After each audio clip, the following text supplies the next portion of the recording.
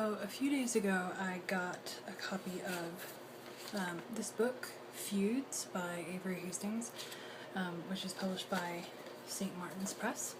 And I started reading it because I have a bunch of books that I need to read that are coming out in September, and Feuds is coming out on September 2nd. And while the writing is really good, I have a bit of a problem with it, and I've discovered that this is a pet peeve of mine. First of all, I don't think anybody would be surprised when I say I'm a bit of a sci-fi snob being raised on classic sci-fi stuff.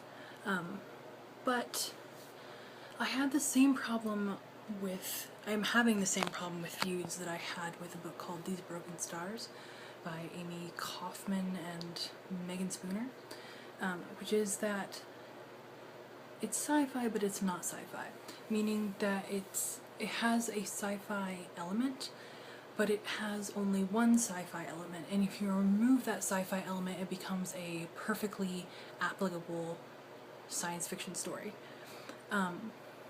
For example, in this book it's kind of a romance of different classes, rich girl, poor guy kind of thing, and if you moved the science fiction class element of it, it would be a fairly standard wrong side of the railroad tracks romance. And that was the same problem that I had with These Broken Stars, that if you removed the sci-fi aspect of it, it would be a normal contemporary story.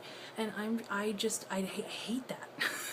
Because I think that if you're gonna go with science fiction, it should be truly science fiction, as in, it shouldn't just be a story with one element changed from our world. It should really reflect the future. And of course, science fiction, I know, is always a reflection of the time in which it is written, but still, if you're just writing a contemporary story and changing one aspect to call it sci-fi, then it's not really science fiction. And I haven't really coalesced my thoughts into anything concrete, obviously, as it's kind of a rant.